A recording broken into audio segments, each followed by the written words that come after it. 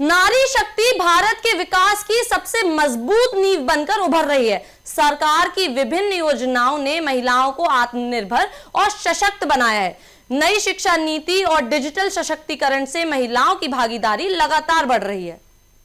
महिलाएं सशक्त समाज नारी शक्ति वंदन अधिनियम 2023 में पारित एक संवैधानिक संशोधन जो लोकसभा, राज्यसभा, विधानसभा और में महिलाओं के लिए 1/3 सीटों का आरक्षण सुनिश्चित करता है।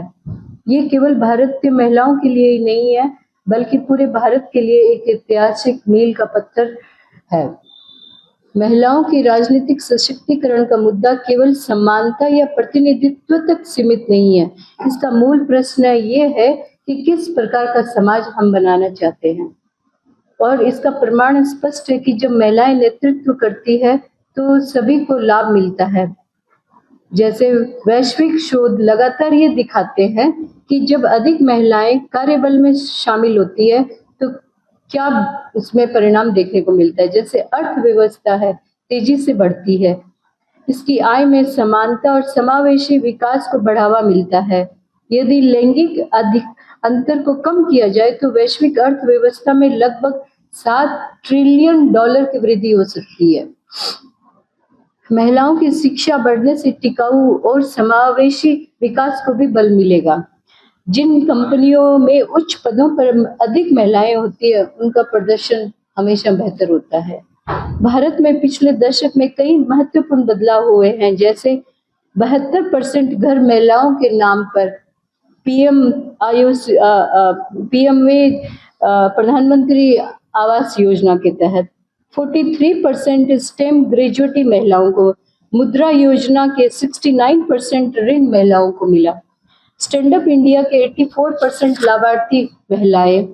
सरकारी योजनाएं जिन्होंने महिलाओं की जीवन की गुणवत्ता को सुधार किया है। उज्ज्वला योजना 10 करोड़ एलपीजी कनेक्शन महिलाओं के लिए। जल जीवन मिशन 14 करोड़ 45 लाख घरों में पानी। स्वच्छ भारत मिशन खुले में शौच से मुक्ति मिली। वित्तीय और स्वास्थ्य सशक्तिकरण में महिला सम्मान बचत प्रमाण पत्र। मातृ मृत्यु दर में कमी आई। मातृत्व अवकाश 26 सप्ताह तक का किया। राजनीतिक भागीदारी में महिलाओं की लोकसभा में महिलाओं की संख्या में वृद्धि हुई। पंचायतों में 46% महिलाएं प्रतिनिधित्व करती दिखाई दे रही है। शासन में महिलाएं भारत के लोकतंत्र का अगला कदम। आज भारत में हर चुनाव में महिलाएं बड़ी संख्या में मतदान केंद्रों में लाइनों पे खड़ी दिखाई देती है और वोट डालती है। हाल के चुनाव में कई जगह महिलाओं की संख्या पुरुषों से भी ज्यादा दिखाई दी।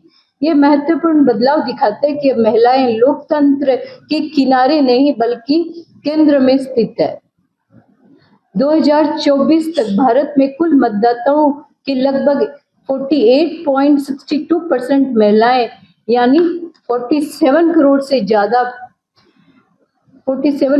ज्यादा पुरुषों से और महिलाओं के बीच का अंतर भी कम हो रहा है। 2024 में यही आंकड़ा 65.78% महिलाओं ने वोट डाला, जो पुरुषों से थोड़ा ज्यादा है। और विधानसभाओं को देखते हैं तो वह महिलाओं की संख्या अभी भी कम है।